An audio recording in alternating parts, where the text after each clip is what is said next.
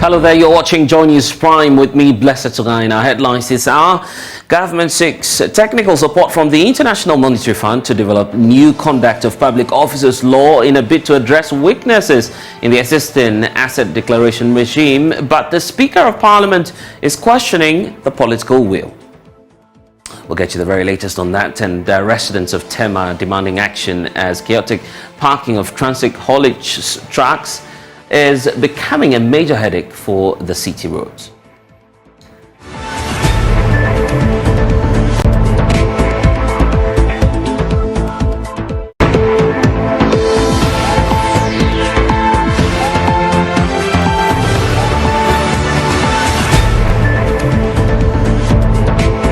Thanks for joining us. The minority in Parliament is mounting renewed resistance to the use of force in restoring constitutional order in the Republic of Niger, citing humanitarian and economic implications on the country.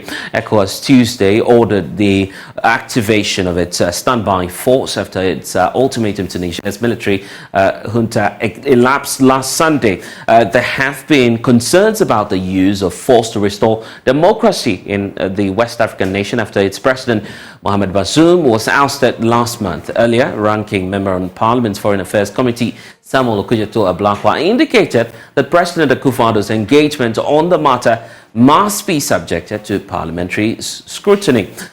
While Commissioner of the Political Affairs, Peace and Security of ECOWAS Commission, Ambassador Abdel Fattah Musa, is also warning Ghanaian MPs opposing military action in Niger that the sub-region risks more coups d'etats if they inhibit President Akufo-Addo from going ahead with his plans to contribute troops. Let's bring in now Colonel Festus Abuachi, retired, who is joining us. He's a security consultant for the African Union. Thank you, sir, for joining us here. Now we know that there will be a deployment.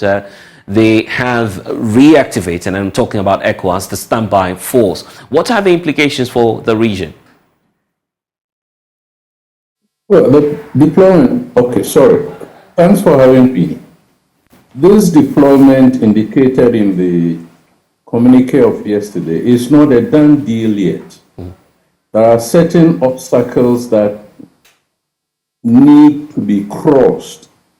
Now, one of them, starting from ECOWAS, is to gain a broad consensus by the member states to contribute substantially the forces and the assets and the capabilities that the ECOWAS standby force would require.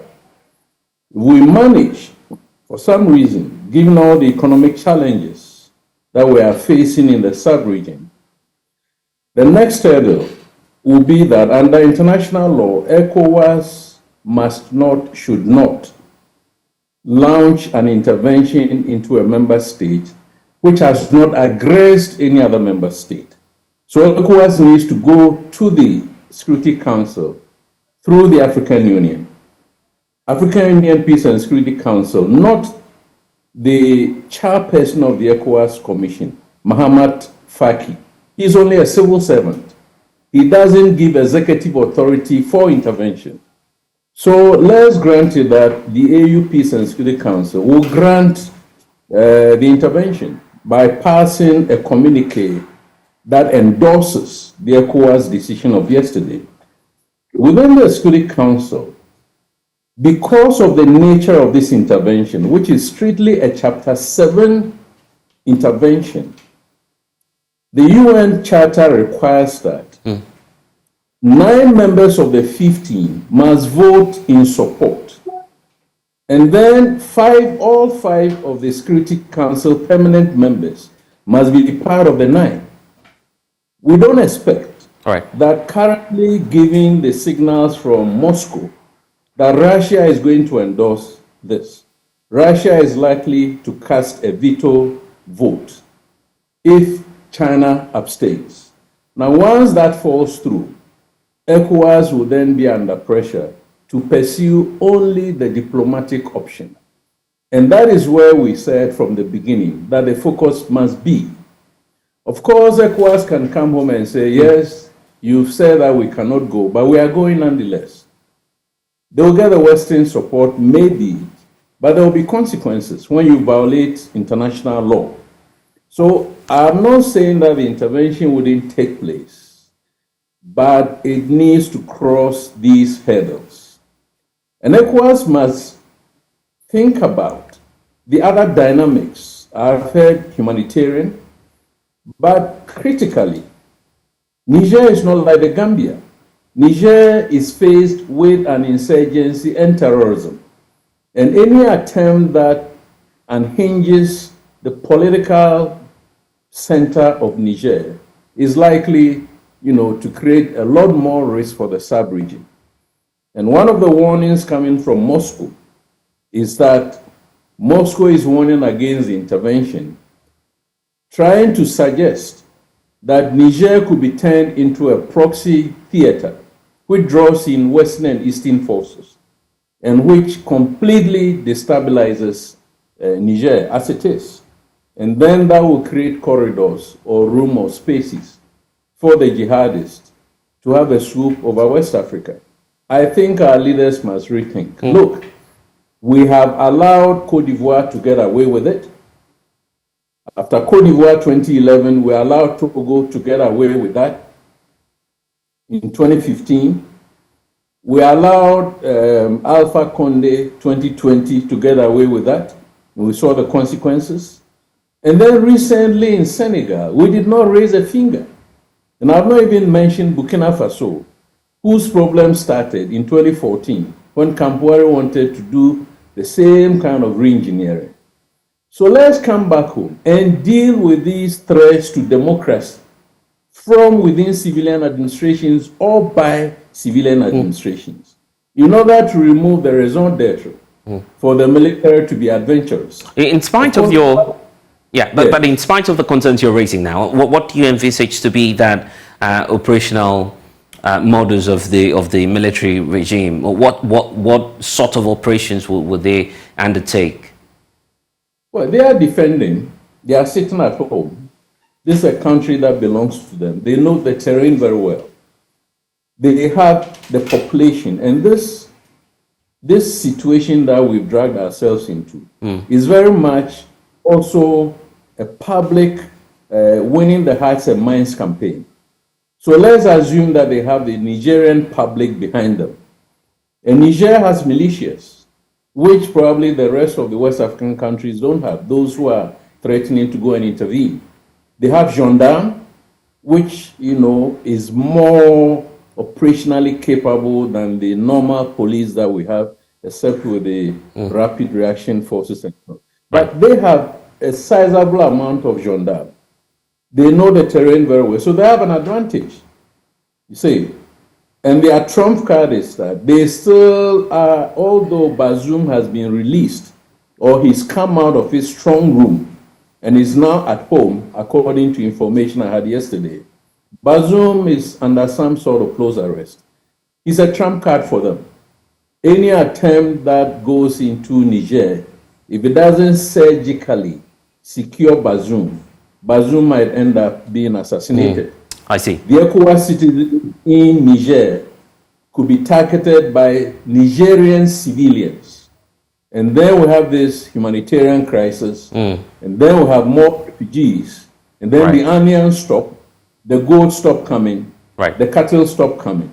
And it's going to be a nightmare in the sub-region. So diplomacy must be given the chance. And it doesn't mean that ECOWAS will have its way. All it means is that the reality on the ground requires an exit strategy around a transition in which the military is involved. Period. Okay. That is what ECOWAS must be perceived. A very troubling time it must be for the sub-region and sub-regional body ECOWAS. But thank you, Colonel Festus Abuaji, retired, for joining us. Government is seeking technical support from the International Monetary Fund to develop a new conduct of public officers law in a bid to address the weaknesses in the Assistant Asset Declaration regime. A statement on Ghana and the IMF website indicates that the move is also to safeguard and also work towards addressing corruption. The need for a more robust law to regulate the conduct of public officers was first conceived some 14 years ago, but implementation has stalled. Listen to the Speaker of Parliament, who chaired the committee at the time when that law was conceived. As a member of Parliament then, to initiate action I was then the majority leader in 2009, to insist that Ghana's parliament should follow the good example of Great Britain by coming out with a code of conduct for members and staff of parliament. A committee was established, chaired by my good self. We produced a code of conduct, and this was approved and adopted by the House. A second committee was set out to flesh out the details of the code into a manual together with the rules of ethics. Nothing came out of that committee. The code remains a paper tiger in Parliament as at today. The orientation, we always draw the attention of members to that code. But when they go through it, the code is creating an environment different from the environment we are operating from. They see that if they follow what we put in the code, their constituents will chase them out of the constituency because it talks about doing what is right, what is just, what is moral. That is what it talks about. But that is not what the society is looking for. I hope not, and that will change.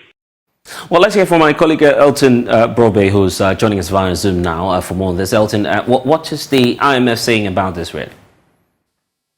So, Blessed, so on the website of the IMF, they have what they describe as key questions on Ghana. And they have provided some questions and they've answered as well. So, why did Ghana need an IMF program? How much will Ghana receive and by when? What are the objectives of Ghana's extended credit facility arrangement?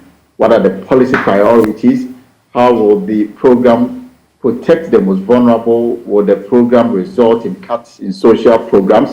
How will the program promote transparency and fight corruption? What are the next steps in the debt restructuring process? And of course, why did the Bank of Ghana incur losses from the authorities' domestic debt exchange, and what are their implications? Right. So, on the matter of transparency, the IMF says that the Ghanaian authorities are committed to improving governance and transparency under the Fund Support Program. For example, they claim that the Ghana authorities have requested the IMF technical assistance to conduct a governance corruption diagnosis assessment, which will be used as input into the ongoing effort to update the National Corruption Action Plan. They also will address weaknesses in the existing asset declaration system for public officials by enacting a new Conduct of Public Officers Act. Furthermore, the Ghana Revenue Authority, with support from the IMF technical assistance, is developing a plan with the aim to improve the professional standards of tax administration in Ghana. And as you may be aware, the Speaker made mention that 14 years ago he chaired a committee that came up with a draft, and what is left is for government to now bring it to Parliament for it to be debated and then passed, and then that will form the foundation upon which public officers will be regulated. And Elton, we know that Occupy Ghana, one of the civil society organizations, is reaching to the Secretary to President Akufo-Addo's cabinet demanding the status of this bill. Do we know if there are any responses yet? So they wrote a letter to the Secretary to Cabinet, and this latest one is a reference or a reminder to the Cabinet Secretary on some promises the Cabinet Secretary made to Occupy Ghana. And they have two quick questions. They want to find out the status of their request for Cabinet to consider the Conduct of Public Officers bill and when the Attorney General will take it to Parliament for the House to debate it. And according to Occupy Ghana, they are yet to get response from the Secretary to Cabinet. And they are saying that in view of what is happening in the country right now, where there is no clear-cut law regulating our public officers, it will be prudent on Cabinet to fast-track the process of getting the Attorney General to put this bill before Parliament, for Parliament to take a decision on it. I've been told by the Deputy Attorney General that the government is hoping that this bill will be passed before the expiration of the life of this 8th Parliament, and we're talking about 2025 January. Okay, we'll see about that. Presidential correspondent Elton Brobe joining us. We stay a little longer on the IMF and the issues relating to our economy, because the fund has cautioned the Bank of Ghana, highlighting the importance of upholding its policy mandates despite the financial setback experienced in the fiscal year ending 2022, resulting in about 60 billion worth of loss. Now, the minority NDC has taken on the Bank of Ghana, accusing them of reckless spending. One of the criticism is the bank's $250 million new head office building, But the central bank's director of financials, Elias Rindolph, is justifying the decision. He spoke to our sister station as Empire FM. In the years past, we noticed some cracks at certain parts of the building, and the bank did a structural integrity assessment, and we revealed that it was no longer fit for purpose and could not stand major earth tremors. That building has been in existence since independence, and that's why management saw the need that once we realize that our building may be under threat and will put the lives of people in danger once something drastic happens, then they put measures in place to ensure that we put up a new building. It was all started last year anyway. When was it started? I think it was started about 2 years ago in 2021. But it has been on the drawing board for a long time. 2020 or 2021? I think the construction started in 2021. In 2021? Yes. How much is the Bank of Ghana committing to that project? I don't have the figure offhand, sir. The figure for your headquarters? I don't have the figure off my head, sir. That's what I'm saying. $250 million.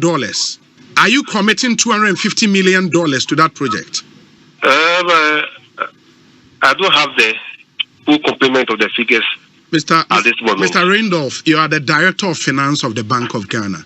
This is a major project that will shake the balance book of every organization. You should have that figure of head. This project has been on the drawing board for more than 4 or 5 years. Once you have been told that where you are sitting has structural problems and we don't know what may happen in future, you will take steps to ensure that you save life and property. Respectfully, sir. And now the Executive Secretary of the Importers and Exporters Association of Ghana, Samson Asaki Awingobit, has backed the National Democratic Congress's demand for the Bank of Ghana's governor's ousting after reported losses. The minority on Monday, August 8, 2023, demanded the resignation of the governor, Dr. Ernest Anderson, over claims of running down the country's economy due to his incompetence. Reacting to this, Wingobit asserts that the demand is essential to rescue the central bank's reputation. I think this issue should not be only left to only the minority alone to be talking about it or to be fighting about it. This issue has to do with Ghana, and every level-headed Ghanaian, rightful thinker should be worried, because if you remember 2018, 2019 thereabout, there were some collapse of financial institutions by the governor of Bank of Ghana and his board of directors. What was it? The reason was that these banks had mismanaged, and these banks were in insolvency, and because of that, the governor of Bank of Ghana overnight closed them down. Today, we are seeing the same regulator who is saying that he's writing off certain debts about 48 billion. We are seeing the same governor or the same Bank of Ghana who is saying that they have made losses over 60 billion. And so you think that if the other MD of a commercial bank could not stay at post, and their staff could not stay at post, you can be at post when you have also caused that same issues. And now NPP Member of Parliament for Doma East, Paul Chumberima, is accusing the National Democratic Congress of seeking to remove the Bank of Ghana governor, Ernest Anderson, through the back door. The minority issued a 21-day ultimatum to the governor and his deputies, warning that they will occupy the central bank if they stay at post. But speaking to journalists in Parliament, the Doma East legislator explained that the governor can only be removed through a process outlined by law. I strongly believe it is really not a matter of picketing. I think we are gradually getting to the point. And the last time we had the discussions about when working out, and I said that it is about time we consider the national interest. Really and truly, is that what the law says? If you think somebody has committed a crime or has broken the law, and you need to take action, is it about picketing or is it about applying the laws? I think at 918 that governs the Bank of Ghana has clearly how you can remove a governor. Why aren't we using that procedure? Indeed, the minority also do have a committee. They have ranking members that they can call hold the Bank of Ghana to answer questions at the finance committee, and they can do that. Indeed, they can even summon him to parliament. So why do we have to then go and picketing? Picketing for what? Will picketing bring back the law that has been broken? I don't think we need to. I have said it, and I think we need to look at it again. That we must look at what we are doing as a country. If it is you feel that somebody has broken the law, take the law and work with it. What does the Bank of Ghana at 918 says? If somebody is breaking the law, how do you remove a governor? Go by it. Go into picketing and then what? And then what are we going to get? I think we need to put our country first now. We need to strengthen the country. Let's move away from this politics. So you go to politics and picket, everybody will see that, oh yes, is that what we want? When you have to take the bull by the horn, take the bull by the horn. If you want to play along, play along. But you don't need to try to use politics at all times. It will not help this country. If you are confident about what the Bank of Ghana have done, come on, Claire. Let's go. Let's use the law. Why are you going to pick it? Why are you going to just take the street? Then what do we gain? And you're watching Joy News Prime. Still ahead, we'll talk about the outrage brewing among residents of Tema as chaotic parking of their transit haulage tracks is beginning to engulf the city's major roads. We'll talk about that shortly.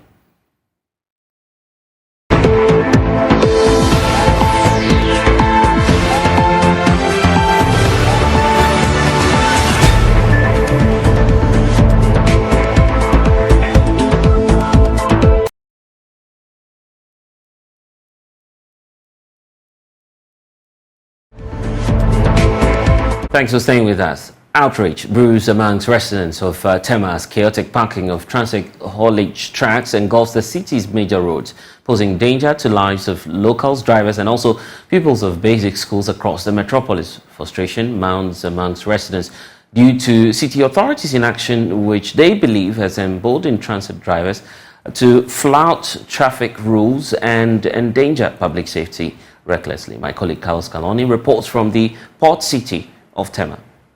Tema, which used to boast as one of Ghana's foremost planned cities, is gradually losing its shine.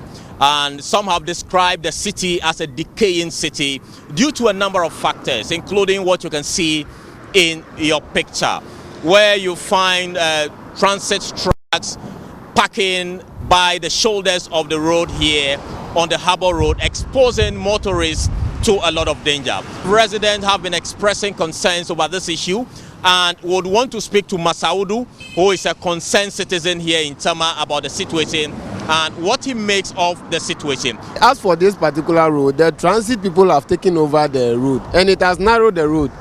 It has made sometimes when you want to cross the road, you don't see your view well. And it has caused one or two accidents on this road, several accidents, not one or two.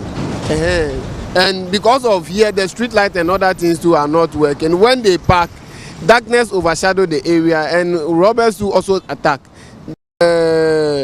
Zebra crossing too is fate. So even the children crossing, a car has hit children 1 or 2 or 3 times here due to this particular situation. And it seems the authorities are not concerned with it.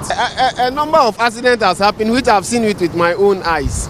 Yeah, I think a tanker driver, a small car, 2 cars, and the road was too narrow. So the other car need to hit the big truck on the road. The other uses the transit cars which are parked on the road. So they have been seeing it, and the police people are all aware because this is their route. In the evening, it's dangerous. We need to move even if the road is swelling because of the weight. It's swelling the road. When you talk to them that they should not park here, then they are fighting with you. The Burkina, I don't know whether Burkina or Mali. So you don't need them. And people are complaining because sometimes when people drop from the car to cross, if you don't watch it well, you hit by a car. It's very dangerous. So we need to remove it here. We need to remove them. Have you had any experience yourself or anybody hit by vehicle? Yeah, several times. So nowadays we have some guys who normally stand here with a flag to direct the people to cross the road. Otherwise, they will hit by a car. It's very, very dangerous. In the evening, you can't stand them. All the time, I fight with them. We really concerned to TMA. We reported to commander, the regional commander. I called them. They came here. Still, they are still parking. You don't know. This is our problem. We need to remove them. It's very dangerous. They are spoiling the road. This is Community 8, number 3 primary school, right by the road that goes to the harbor. Now, when the kids close from school, they come to this particular bus stop here and they cross to the other side of the road to pick vehicles into their various homes. But right across the road is what you can see, the trucks parked there, and according to residents, this is actually exposing the school kids to a lot of danger. This transit driver defends the illegal act with this excuse. This is a sort of the thing with the park for here. Both times, if you come out for the fishing harbor, they not go give you your money, your advance, your everything. So that if you know, say you take that thing, if you don't go, you know, say you dey road talk, you don't go. But they go fit come park you for a year. They go say they go bring you money. You go fit park like 3 days, 4 days before you go see the agent. You go bring the money for you. If like you load finish, they give you your money, your papers, your details, everything. You do your road top. You don't go park for you. We dey park for you, they steal us. They steal our battery, our diesel. So you know we our problem. Me I dey here like 3 days with that. Park for you. Since Friday now I come for you. When contacted, the Executive Secretary for Joint Association of Port Transport Unions, Japtu Ibrahim Musa, attributed 3 core factors as the root cause behind this menace. As a union, there are a number of factors that are contributing to that situation over there. Key in that is the fact that we do not have a designated truck park for loaded trucks that exit from the port. The GPHA has shown the way by providing a truck park that is mostly used by empty trucks behind the Community 1 timber market. This is a facility that GPHA made huge investment in acquisition, in putting in the required features and facilities. We have a mosque, we have washrooms, we have the required security, lighting, and all of that. But this is primarily used by empty trucks. Well, that is one reason, the lack of conducive parking space. The second factor from our investigation also has to do with the delay in the payment of advance by cargo owners and their agents. Most of the time, once the cargo is loaded, the transporter has to wait for the advance to be paid, which is part payment for that contract. Now, until the payment is made, we are unable as transporters to officially start the trip. So sometimes you see these trucks parked there waiting to receive their advance. I remember 3 years ago, at the sensitization forum that is organized annually by the Shippers Authority for transporters, this issue came up very strongly, to the point that as a union we were even pushing for a policy of no advance, no loading, so that before a truck enters the port, at least the driver or the transporter would have given the advance. So once you are cleared with the documentation side and you exit the port, you have no reason to loiter or park at unapproved or unauthorized locations. And then finally, some of these trucks also park there for reasons that I'm sure you might be interested in investigating further, to do some axle with control facilitation. That's how I choose to put it. You realize that in most towns where you have axle stations, you'll find a lot of obviously overloaded trucks parked. Our little investigation shows that these trucks are also parked there because something has to happen at the axle control stations to allow them easy access to go. So these are three of the factors that are combining to account for the problem that we see there. Even though officials of the Ports and Harbours Authority (GPHA) declined speaking publicly, they maintained the drivers have no justification for parking on the shoulders of the road, since this transit terminal, which can take up to 205 trucks at a go, has what it takes to contain the situation. But the Executive Secretary of JAPTU vehemently disagrees. Within the whole Tema port community, aside the new truck park and the Banda Yard, and the new truck park takes maximum 400 trucks. Banda Yard can do at most 120. Meanwhile, we have over 8,000 trucks registered to do business in the port community. So if at any given time 20% of these trucks are within the port community, you can imagine the size of congestion that we will witness. Primarily, it has to do with the inability of the assembly to provide us with space for parking. Reacting to the concern, MC of Tema Metropolitan Assembly, Johan Ama Ashite, assured that comprehensive strategies are well underway to end the menace. Yes, it's come to my attention.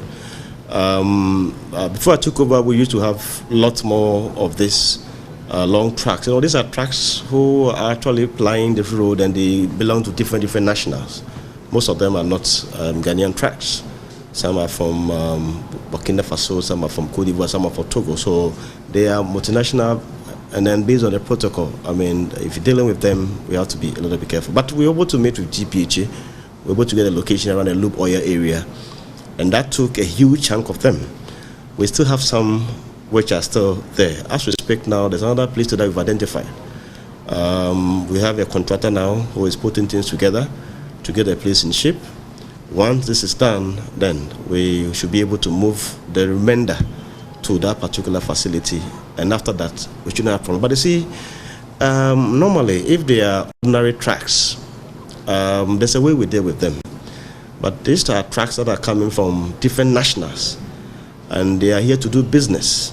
So if you're here to do business and we have issues such as this with space and all that, we handle it a little bit differently than those who are here and they know the law and the rules, and then we take it up from there. But I'm much more positive that with the new location that we've located around the TTL area and the contractor who has come in now, I believe strongly that within about 2 to 3 months, we should have this thing under full control, such that you wouldn't see any truck parked by our roadside around that period. That place could take about 100 trucks, and the trucks we see on the road are 20, 25 now. So I believe that the 100 trucks could all be parked there. And we are still looking for other areas to see if it's possible that in the near future we can have more places that we can dedicate or allocate to trucks of this nature. And I know GPHA themselves too have a new terminal that is also coming up. And when it's finished, I think that this would actually solve and nip the problem in the bud once and for all. But for us here at Assembly, we have a place now, and we are sure within 2 to 3 months it should be completed, and when it's done, this menace on our road should cease within the metropolis. Indeed, in spite of these challenges, the MC of the Metropolitan Assembly believes all hope is not lost, and that Tema will regain its shine. Reporting from the premises of the Tema Metropolitan Assembly, my name is Carlos Caloni for Joy News. And now the West Africa Examination Council WAEC is set to cancel the entire results of 2 students and certain papers of the 2 others who engaged in examination malpractices during the recently concluded Basic Education Certificate examination (BECE). Some of the students were found in possession of mobile devices, whereas others had pieces of papers on them. The council says it is reviewing more reports from the country. Thankfully, the head of public affairs at WAEC, John Kapi, joins us now with more on this. First, how many of your students do we know who were caught actually? And we understand that you're still reviewing some more reports that you're receiving across the country, sir. Hello, good evening, and good evening to your listeners. Yes, we have, so far we have 2 candidates whose names have been confirmed as having come into the examination hall with mobile phones. So these we are reviewing. Again, as I said earlier, we are still collecting results from the field, and as and when we are able to ascertain whatever any candidate has done wrong, we would take appropriate action. Now, it's not just about the students, but some teachers as well, we understand, were apprehended. Do we know how many of them? Yeah. So far, we have about 14 teachers who have been apprehended across the country. These have been handed over to the police, and the police will process them for court. How about the way forward? Is there anything more that we are to expect from WAG? Well, so far, all that we are doing is to review as many of the cases as have come to us. And then we also want to appeal to all teachers, especially as we are going into the WAS, that teachers should desist from going there with phones and attempting to assist the children in the examination. Is there any caution once more to the candidates who are equally sitting the examination? Well, all that we say is we've already circulated the rules and regulations governing the examination, and would ask that all candidates stick to these rules so as not to, get themselves into any kind of trouble.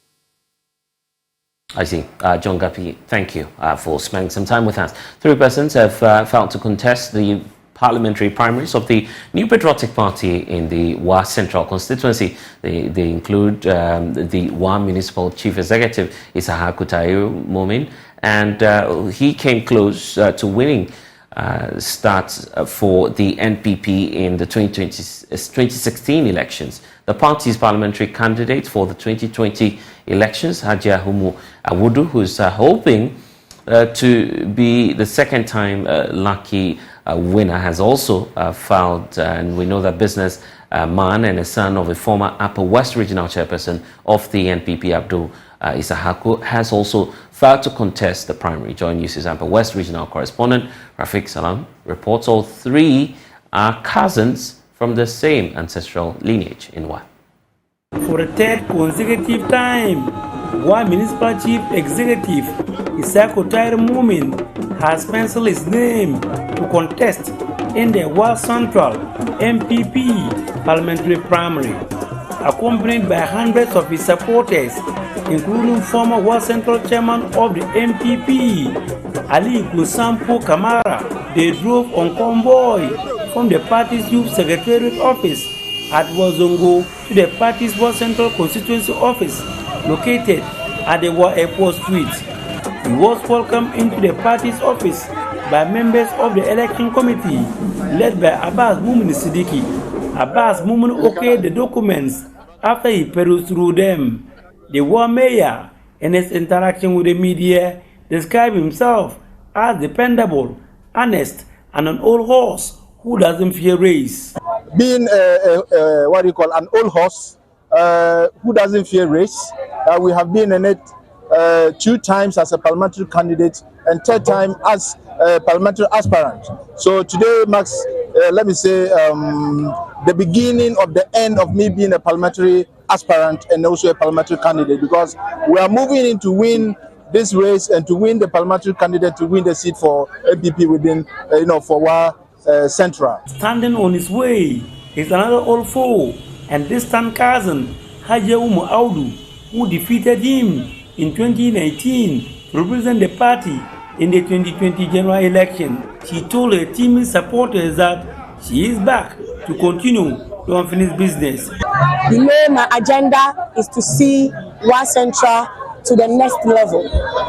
This is the reason why I have come back to complete what we have not finished, inshallah. What is uncertain whether the person will be a female or a male. Reporting for Joy News, Rafiq Salam. Wow. And back here in the studios, this is Blessed Songa on Joy News Prime. We're taking a break here. When we return, we'll look at showbiz. Please stay.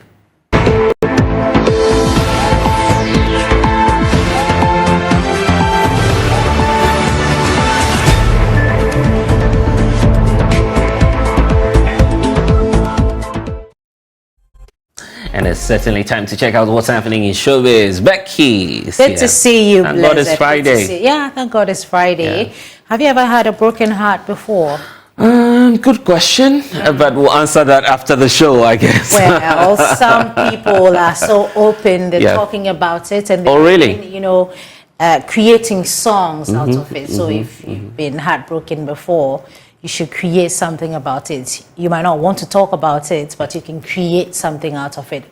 Abiana had a heartbreak, and she created a beautiful piece. Yeah.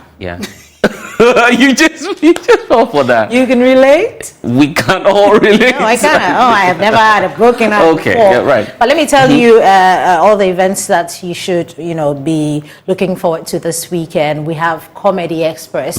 DKB is holding that tomorrow. And he was on Joy Prime early this morning, and he's been talking about it. Yeah, so it's been good so far, and we need more people on board so that we can also expand. So what has kept you going all these years? What has kept me going is the truth in my talent, because day in day, me for instance, because of my fight for Ghana comedy, I made so many enemies, and they decided to drown my name by, bad-mouthing me and give me deliberate bad press and all of that. But through the mess, people who get to experience me have an opinion change. The guy is good. So what is going on? So now they turn against those who deceive them about me. So the only driving factor is the truth in my talent and the God I serve. Because sometimes I go to God, I list all of them, curse them. It doesn't work. The fornication is too much. It doesn't work. When you curse them, nothing happens? Then you just said you think it work with curse. If it's working with curse, you would have died. Becky, I believe that we need to laud the likes of DKB. They are doing so well. Yeah, they are. This industry is very young, especially I'm talking about comedy. The comedy industry. And they're really doing well. He's been here, he's done that, he's still here, and we appreciate his contribution. But also, Ohima Mercy, on Sunday, will bring you the 10th edition of Tehila. She's been doing that forever. This is the 10th edition, which is the reason why she'll be there. Here is what to expect.